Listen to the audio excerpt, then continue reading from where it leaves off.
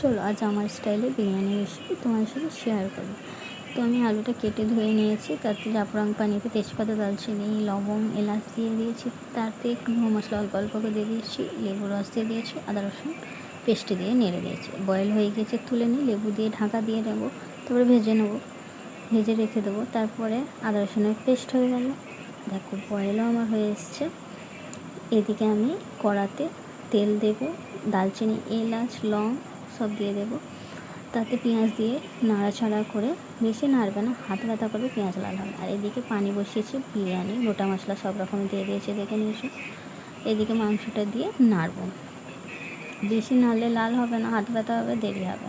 আর কম নাড়লে তাড়াতাড়ি লাল হবে। লবণ পরিমাণ মতন দিয়ে দিয়েছি, আদা রসুনের পেস্ট আর গোলমরিচ দিয়ে ঢাকা দিয়ে রাখবো নেড়ে। তারপরে এদিকে ভাতেতে লবঙ্গ দিয়ে দেবো, লেবুর রস, কেওড়া পানি, মিঠা আতর আর গোলাপ পানি দিয়ে আর সাদা তেল দিয়ে দেবো, যাতে একটা সুন্দর ফ্লেভার গন্ধ আসে আর ভাতের সাথে ভাত না জল। আর এদিকে দেখো ধনে আর হলুদ দিয়ে নেড়ে দেবো। এখন আমি লঙ্কা দিই না, এবার ঢাকা দিয়ে দেবো। পানিটা যখন কমে আসবে, দেখো তেলটা উপরে আপনিই ভাসবে, কত সুন্দর একটা ন্যাচারাল কালার, কত ভালো লাগছে না। লঙ্কা এখন দিই না, দেবো যে যেরম পরিমাণ খাবে সে দেবে। দেখো আমি লঙ্কার গুঁড়োটা দিয়ে দিলাম, তারপরে নেড়ে নিয়ে ঢাকা দিয়ে রাখবো।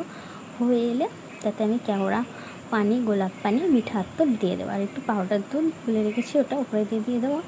তারপরে এদিকে ভাত আমার হয়ে এসছে, গরম পানি চালটা স্টেপ বাই স্টেপ দিয়ে দেবো। বিরিয়ানির মশলা একটু বিরিয়ানিতে মানে ভাতে তো ছড়ালাম, তার আগে আমি মাংস দিয়ে দেবো। পেঁয়াজ লাল করে রেখেছিলাম, ওটা দিয়ে দিলাম, ঘি দিয়ে দিলাম, আলু দিয়ে দিলাম আর মাংস দিয়ে দেবো। স্টেপ বাই স্টেপ এটা আমি করতে থাকবে। তারপর একটা পাউডার দুধ গুলে রেখেছিলাম, তাতে মিঠা আতর, গোলাপ পানি, কেওড়া পানি দিয়ে দিয়েছি জাফরানের সাথে। আর দেখো স্টেপ বাই স্টেপ করে দমে দিয়ে দেবে। আমার বিরিয়ানি রেডি। কেমন হয়েছে কমেন্টে বলবে।